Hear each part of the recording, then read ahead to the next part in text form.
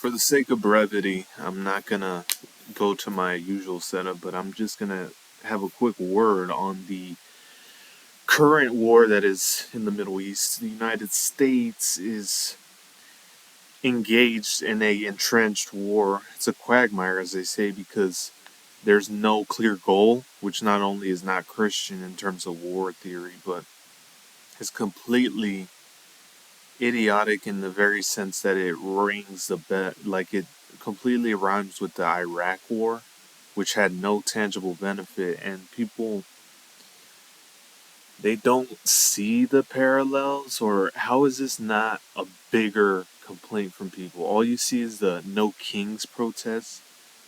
That's like the wrong theme. It's not necessarily that Trump's a despot. It's that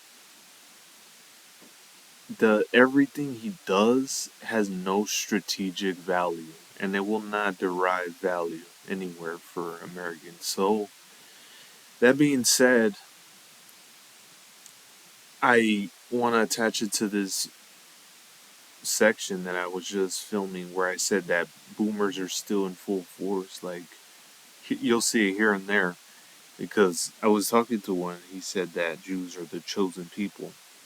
And it's like so obviously an Israeli propagated war, yet there's not as much up, even with the whole people, everybody's JQ, right? Everybody's so red pill, yet they don't make a bigger fuss about this clearly one-sided, one-sided interested war in terms of the two allies, America and Israel allies, more like a parasitic situation, but that's what's going on, and it's complete farce. And I see like Gary the numbers guy. It's always funny how Jews end up being hawks. Like they try to virtue signal and say, oh, communists and socialists, and they're just basically like Midwest hawk Jews who always want wars and shit, domination and shit like that. You'll never see them training.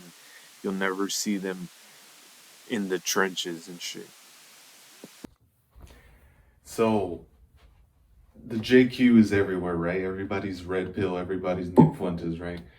But something funny happened anyway. So with the backdrop of the Iran war, almost like it's 2002 or something, except it's not Saddam Hussein, but Persian people.